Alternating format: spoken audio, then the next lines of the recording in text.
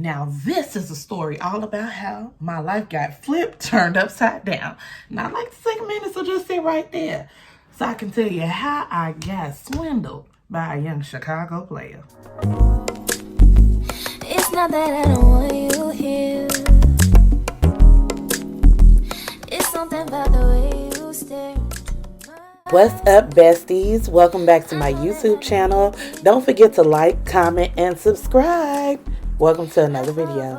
Every time I try to resist, we can get away from these feels and Editing Sheridan here. If you have not watched part 1 of the Quarantine Love Affair, then go ahead and click out of this video, watch part 1, and come back for part 2. Thanks. And one day he hit me with the, listen, I don't think I'm going to be able to abstain. And I was like, why we been doing all this if you knew? You knew.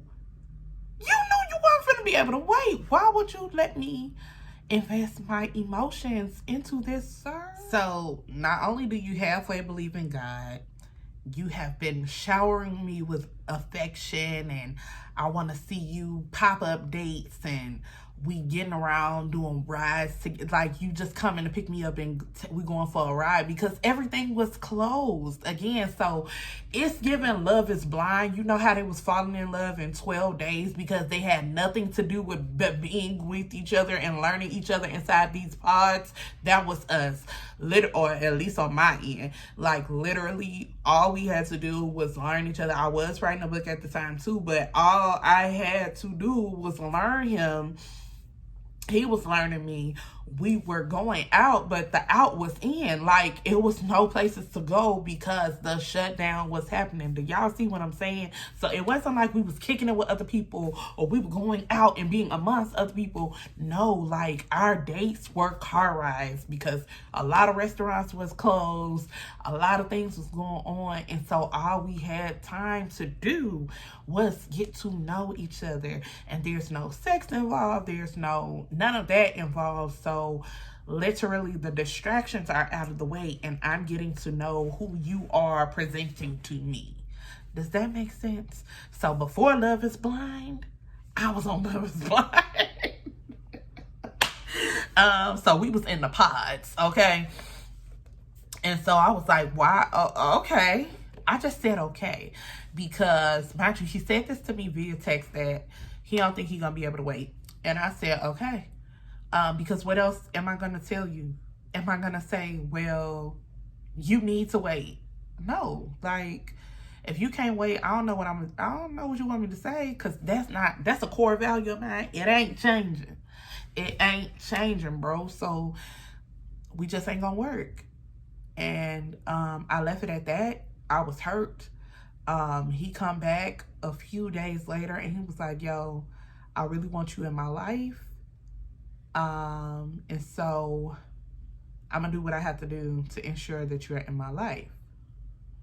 What I should have done at that point is say, you've already shown me who you are, and not who he was, but you've already shown me who you are, so I'm gonna just believe that you can't do it, and that's fine, and you go your way, I go mine, or we can be just cordial and not together. But did I do that? Y'all answer me. Did I do that? Right. No. Okay, no, I did not do that, you guys. Instead of going with my better judgment, I listened to him and I was like, aw, he wants to be with me even though he can't me. Oh, sure we can be together. Just naive and stupid and naive and stupid and stupid and naive, okay? And so I was like, okay, cool. So because it honestly felt good, like the attention, the love bombing. I mean, and this is what I mean, like, if I said I needed something or wanted something, I had it. It was always, I never texted him first. It was always him hitting me up first. Like, I used to wake up twice in a day. So wake up at 6 a.m. for prayer, go back to sleep, and then wake up again for, the rest of my day. So I would wake up at 6 for prayer, and his second text would be, his a good morning text would be like the alarm clock for me to wake up for the second, time of the day. And we had that. He would be like, I need to see you. Like, what are you doing today? We had that, like the car rides, all the things. I remember one time, and I put this in the book. He had hit me up like, I want to see you. And I was like, today's not a good day. I am not feeling well. He like, what's wrong with you? Of course, that's his natural question. Well, I told the truth. I was like, listen, my stomach hurt. It's that time of the month and I got it real bad and I don't know. I can't be seen right now. I'm feeling ugly and I feel huge and I feel all the things. It was really bad. And y'all know what that Negro did? Y'all know what he did? On his lunch break, he asked me, do you need something? Do you have any cravings, whatever? And I was like, no, I could use some ginger ale to settle my stomach. Did he say, I'll send you Uber Eats? No, he, during the lunch break, came over here with a bottle of, 2-liter bottle of ginger ale. And then he said, but just in case, in case you wanted to have your ginger ale right now, here's the 12 ounce or whatever. And I was like, somebody cue India Ari. It's the little things, it's the little things, and the joy they bring, yeah. It wasn't a bag, but it was like, you care. And so when he brought it over to the house, I will never forget, because it was a Tuesday, because we had prayer. Baby, I was looking so ugly coming outside to get this stuff.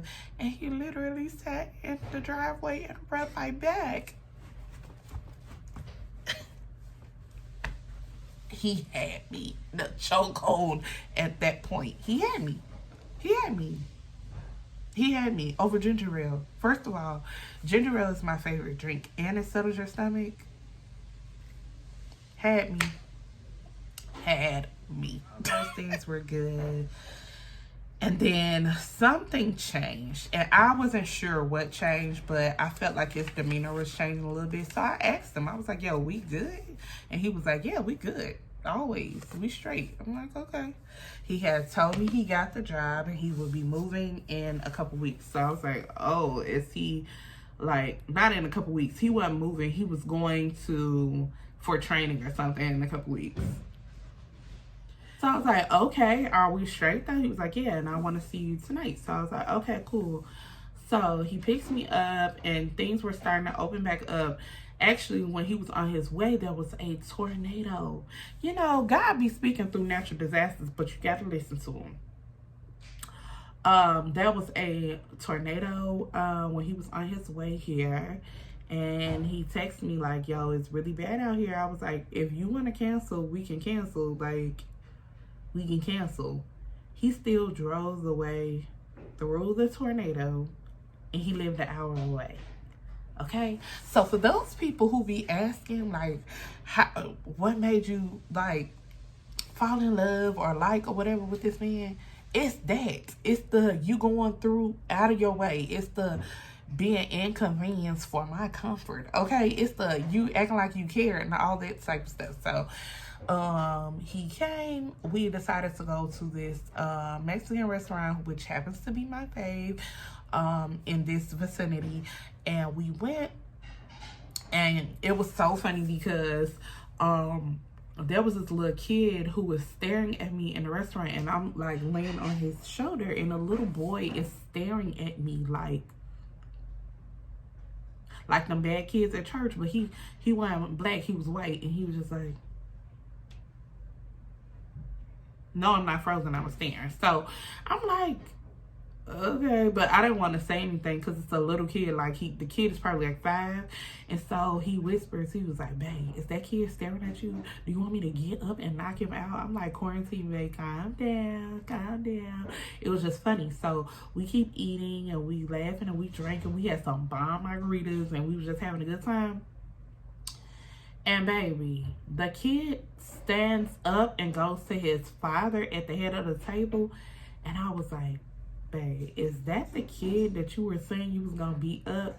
Y'all, the kid only had one leg. Oh my God. I was like, oh my God, I hope we have not given this kid a complex because we were staring at him back. So I hope this kid don't feel like we were staring because he only got one leg. Like he had one of the, I don't know what you call them, the fake legs. It was 10. And I was just like, oh.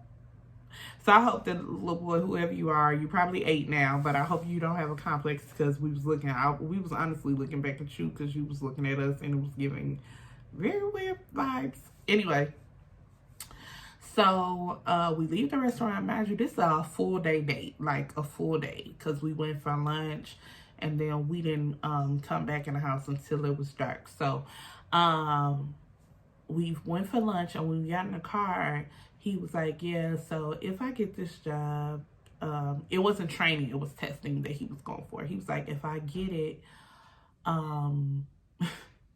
he looked at me in my eyes and he's like holding my hands really intensely, and he has my hands here on his face, like, and he says, if I get this job, it changes nothing between us. I want to be with you. Like, you're the most disciplined woman I know. You're the smartest woman I know. You're amazing. Your connection with God inspires me. You like writing your own books and all that. Like, that's inspirational and aspirational for me. And so I still want to embark on this journey with you. I want us to be together and stay together. But if there comes a day where you have like a book tour or you're working on a book, I don't want you to drop everything to come and see me.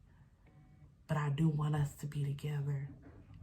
And I'm considerate of you as you're considerate of my career. And as he's talking, it's sounding good. He's telling me all the I'm beautifuls and all this stuff. But one thing about me, I don't do really well with people just staring into my eyes.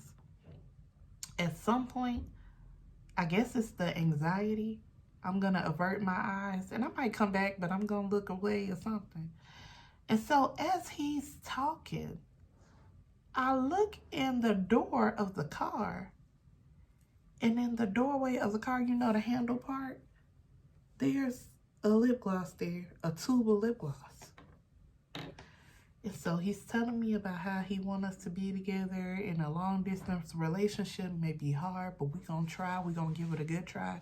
And I'm like, okay. And I see lip gloss. Not in a cute tube like this. No. It's giving the one with the ball that you used to do like this when we was kids from the beauty supply store.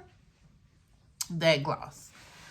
So I said, he doing all this, and I'm just starting to scowl now because he's telling me now.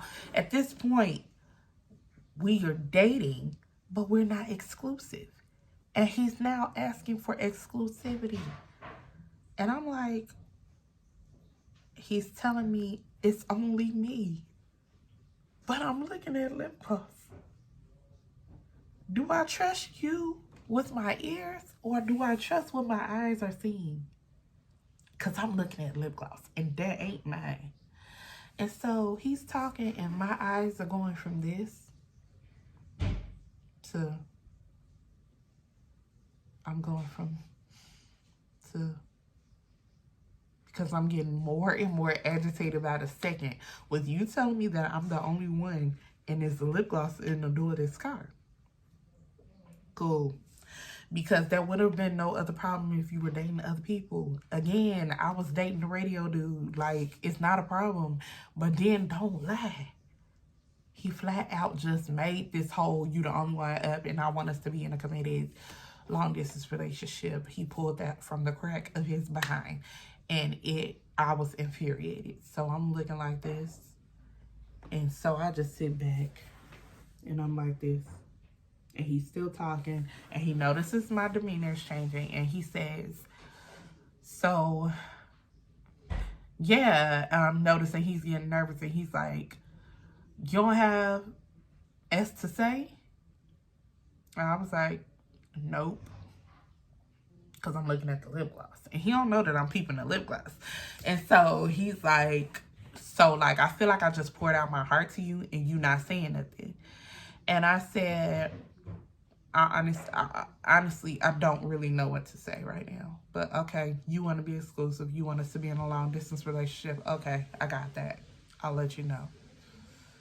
So he pulls up into a Starbucks because he wanted, he had worked all night and he wanted to continue to hang out. Although at that point I was ready to go home. So he pulls into a Starbucks to get something to drink. He was like, you want to go in here with me? I was like, nope. You want me to bring you something out? Nope. And I'm looking like this whole time, like, okay, I know y'all probably sitting there like, did she just put on a whole new shirt and some lashes in the middle of our video? Okay, let me explain. This is a whole nother day, so we're gonna jump right back into the story. But before we do, y'all like my lashes?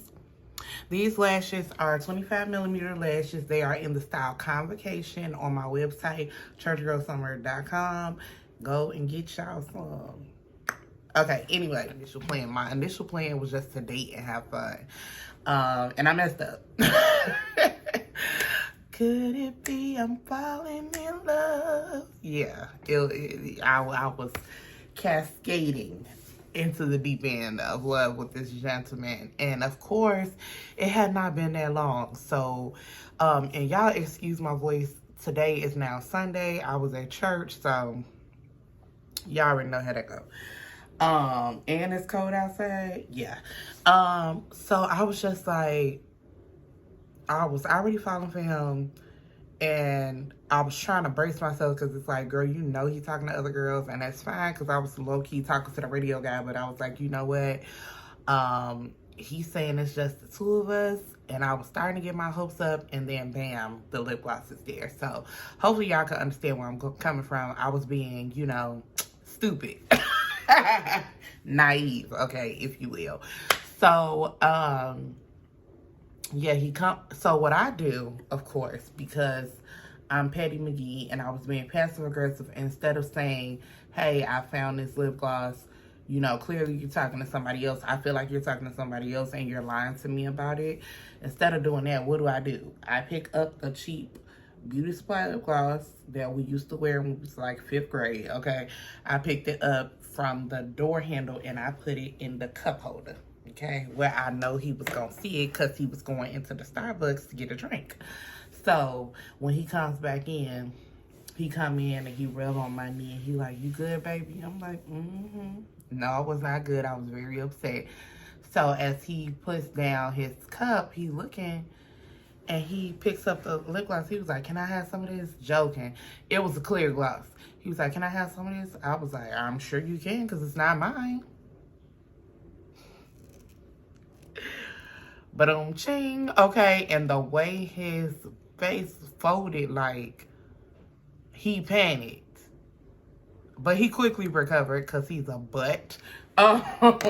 He was like, you sure? Yes, I'm unequivocally sure, because I make lip gloss, that I absolutely did not put on this beauty supply lip gloss that I used to wear when I was in the 5th grade. Yes, I'm very sure that I didn't put on the lip gloss that make your lip white right here. No, that's not mine. And he was like, because now his wheels are turning. He's knowing that this is the reason why I had the attitude. Because you lying. Like, you literally just asked me to be exclusive and said you haven't been dealing with nobody else but me. So you want to make sure I'm not dealing with nobody but you. And you dealing with Sister Cheap Lip Gloss is who you dealing with. I don't want to keep holding up my lip gloss. Because it ain't cheap. Okay. You dealing with Sister Cheap Lip Gloss, ain't he? That's who you're dealing with. And so he was like, nah, I don't want you to feel no ways. That must be my mama lip gloss. I took her to work the other day. So that elderly lady is wearing this cheap lip gloss? That's what you telling me? Your mama ain't wearing Mary Kay. She ain't wearing the Avon. She ain't even wearing a good Beauty Supply lip gloss. Your mama is wearing the lip gloss with the ball. If you don't get the... Boy,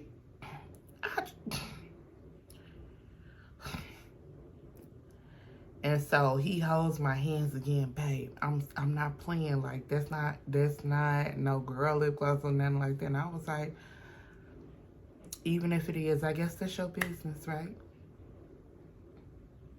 You can talk to whoever you want to talk to because we don't go together.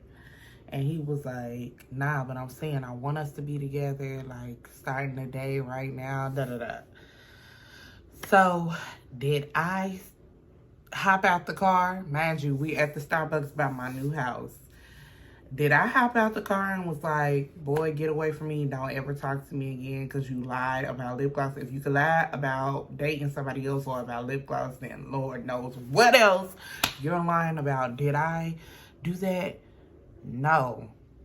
But in my head, I was like, soon as we get to my house, I'm hopping out this car. Because usually he will open the door for me. In my head, I'm like, I'm not waiting on him to open the door for me. Soon as he halfway parked, I'm finna tuck and roll up out this car and hop into my house and not talk to this boy again. So, what y'all don't know is where my house is, there is a park not across the street, but like in walking distance. And so as he is turning into my neighborhood, I'm looking, and instead of turning right, because that's how you get to my house, he turns left and goes to the park. And I'm like, he knew I was finna hop out this car. Like, he knew it. And so when we get to the park, he parks. And he get out and come get me, and we go to the swings or whatever. And I'm looking like this. And he's apologizing. He's like, no, I'm serious. It ain't no other girl stuff. And he holding me and telling me I'm going to be amazing. I'm this amazing author and how beautiful I am. And one day my book's going to turn into movies. And he can't wait. I'm going to be the female Kenya Barris and all this stuff. And I was like, everything that he had done before, because he started speaking life into me. Love covers a multitude of sins. I was like, liar schmeyer. We could work with that. Okay, I am gonna be the next Kenya Barris, ain't I? I'm gonna be the next Shonda Rhimes, ain't I? Y'all, he was all up and through my head, and we kissed, and it was like his lips were soft or whatever. Mind you, I don't know why I let that man kiss me, because I'm sure he was kissing on Sister Lip Gloss before he got to me. But whatever. And so we had what was sour ended up being a good night. And, you know, we stayed out and we talked and made playlists for each other. And this song reminds me of you. Now, hold on. This man, in that same day, told me that Monica was a better singer than Brandy. And I honestly, like, how many red flags did I need? Like, how many red flags did I need to get rid of him? But red flags were 6 flags, and I just kept playing in the merry-go-round. And, yeah, so that happened, and, you know, we expressed how much we liked each other. I wanted to say love, but I didn't. And he was like, nothing's changing. You know, I'm going out of town for 2 weeks to go do this testing and stuff for this program, this engineering program. But when I come back, it's me and you. Even if I leave, you know, I'm going to send for you monthly. So you can spend a weekend with me every month, da-da-da-da-da. And I'm like, okay, yep, I'm going to Florida to spend a weekend with my boo. Once a month. And it is. So anyway, This story is getting long. I'm sorry, y'all. So anyway, y'all, I'm on high. I get back home.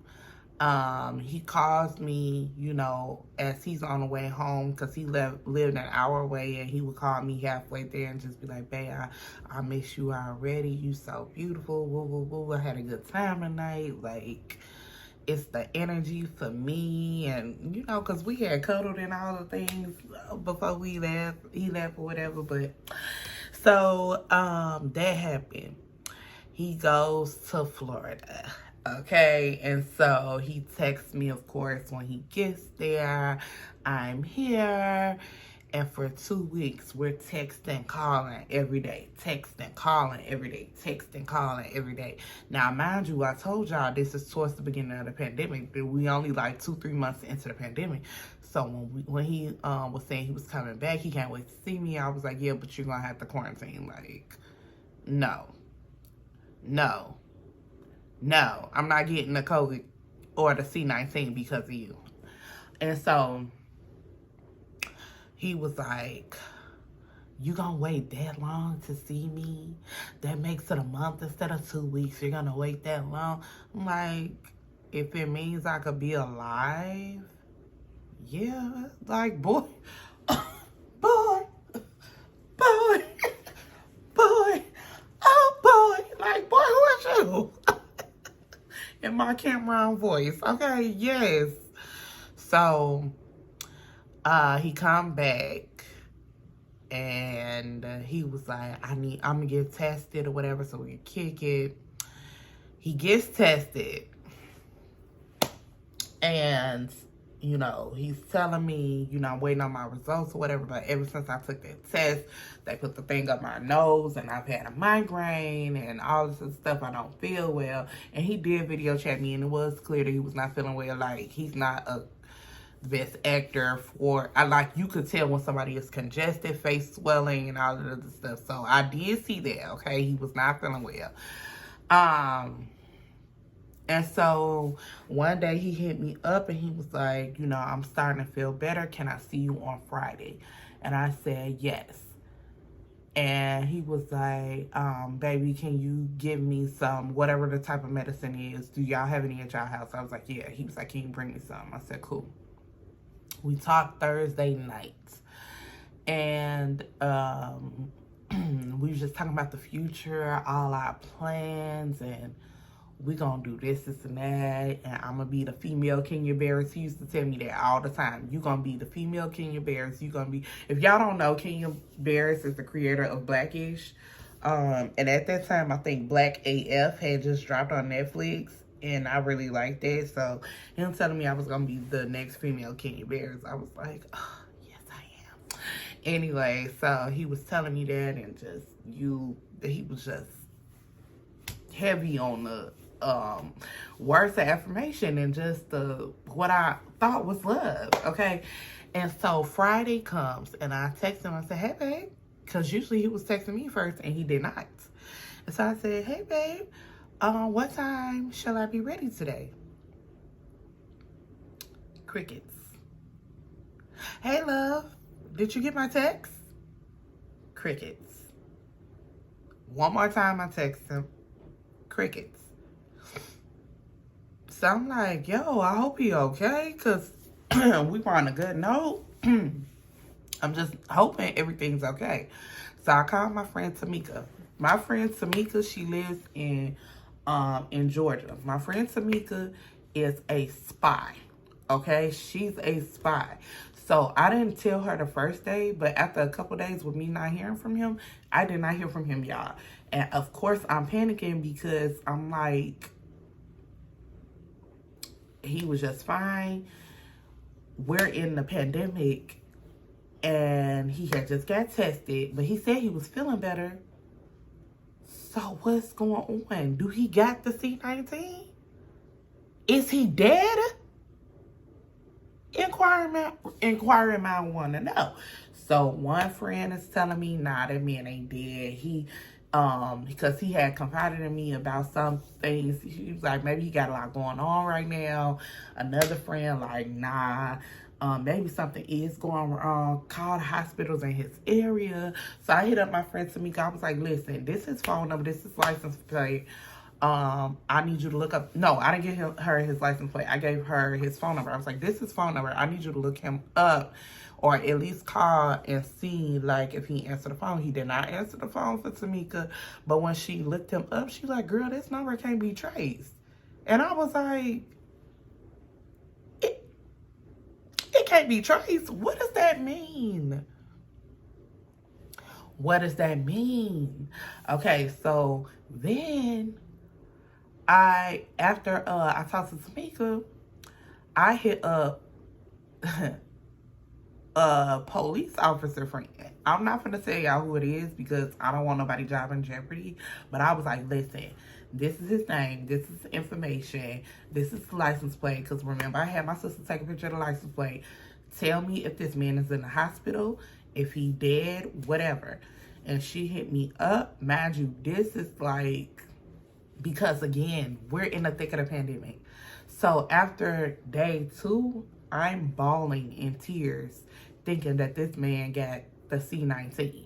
Because this is the beginning. This is not how it is now where people had it and then it's like, oh, okay, like I got the flu and I'm better. No. I knew a few people who died. Not like immediate, like not like super close to me, but my friend's father died. Like I knew a few people, some pastors, you know, that we knew. People was out here dying.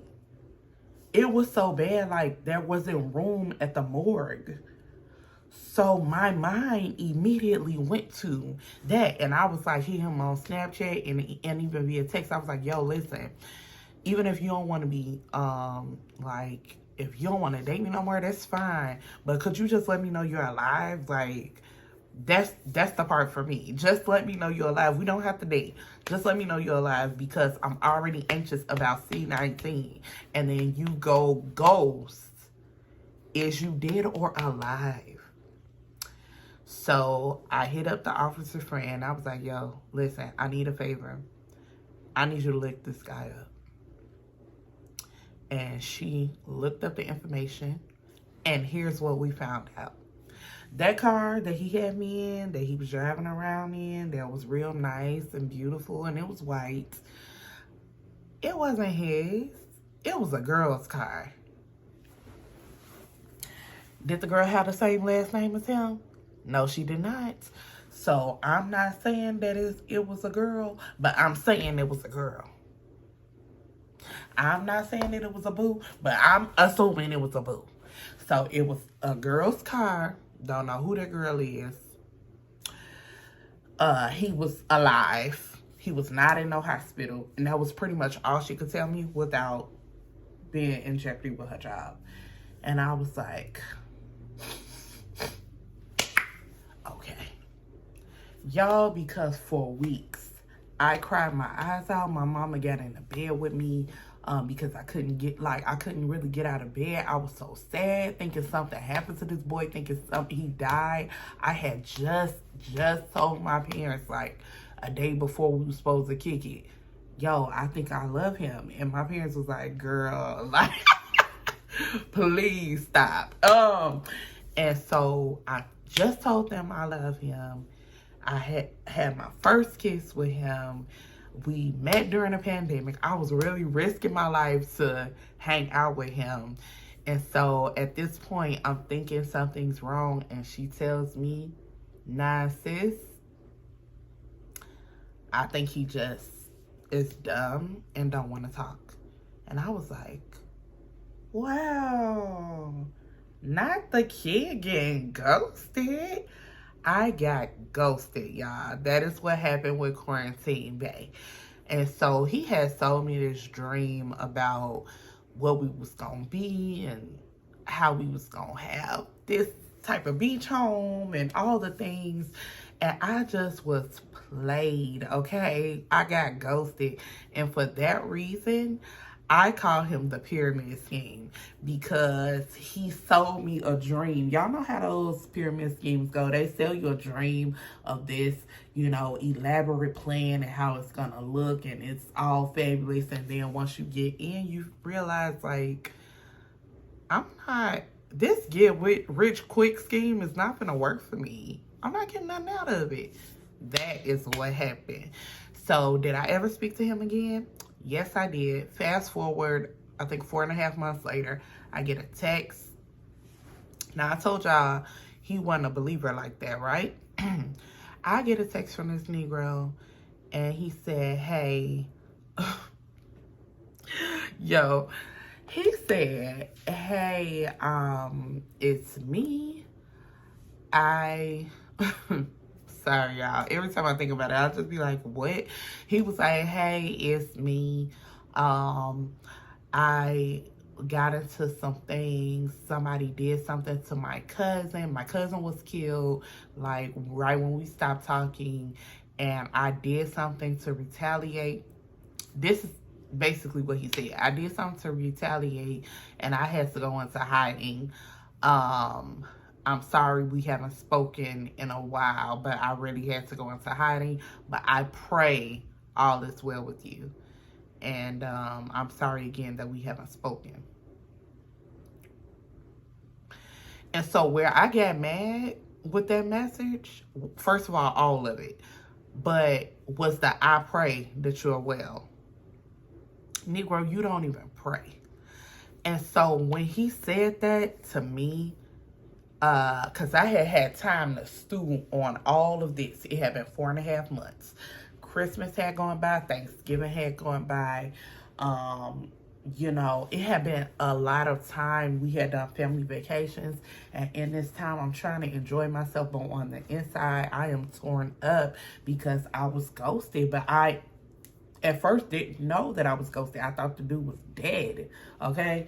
And maybe somebody think I'm being dramatic, but in the grand scheme of things, with everything that we had going on in 2020, that was not far-fetched for me. And I am a dramatic person, but I don't feel that was dramatic. Anyway, for him, I was stewing on everything that had happened. I was breaking down and analyzing everything. I'm like, was it the abstinence thing? Was it this? Because he did tell me he didn't want to abstain, but then he came back and said he was willing. He did tell me, this, and he did tell me that. Like, I started analyzing everything. What did I say wrong? What did I do wrong? How did I cause this man to ghost me? Da-da-da-da-da. And when he said, I pray for you, oh, and don't forget to mention, he did mention the Kenya Barris thing in that text too. I just was like, yo, you are a master manipulator. Like, he was on some, I hope we could be cool. Like, you're a master manipulator. So you ghost me and you come back using my language of prayer because you thought that would be the way for me not to go off. But did I follow that way? No, I went off.